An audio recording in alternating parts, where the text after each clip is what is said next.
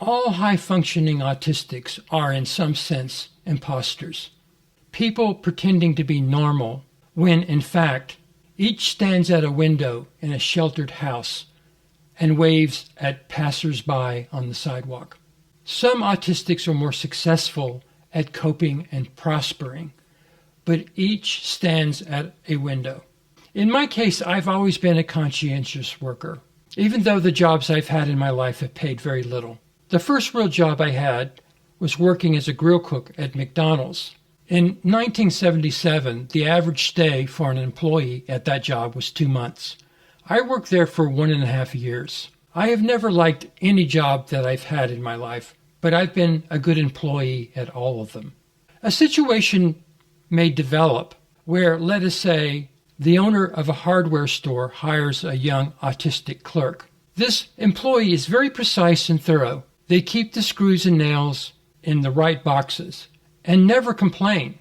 The owner believes this young person likes this job, but if the hardware store were to go out of business, it is likely that the autistic would spend little time missing the job, especially if they could get another job to replace it. As I describe in my online novel, Icarus Transfigured, I am not a joiner, but instead someone who would rather watch others at a respectable distance.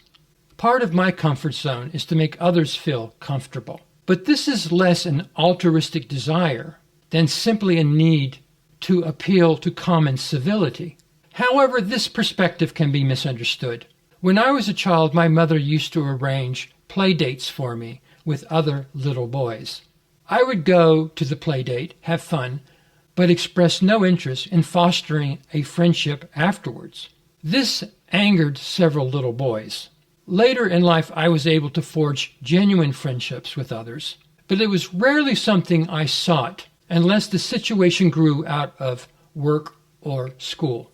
It has been said by researchers that those with Asperger's are not loners by nature, but individuals who want rather than need company. Being an artist or art instructor is an especially prickly situation. This is to say, there is often an assumption that the artist views art as serving a broader community, when this is only occasionally true. A lot of virtue signaling goes on in the art world.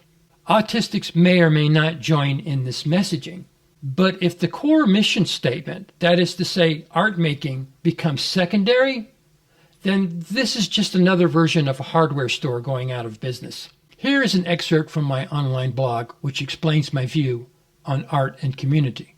If there's any attribute that separates autistic creators from non-autistic creators, then it lies in the Achilles heel of the social dimension. Non-autistic creators value community, often to their detriment.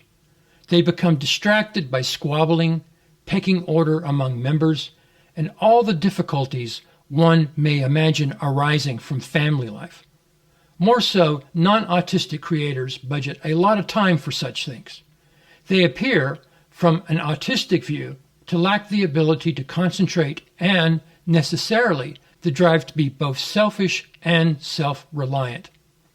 High functioning entails survival strategies for the autistic. The appearance of empathy may only be one more strategy. In my online novel, I say to define an emotion intellectually is to destroy whatever it originally was. The autistic often does not know that he is an imposter until he is required to define his relationship to someone else.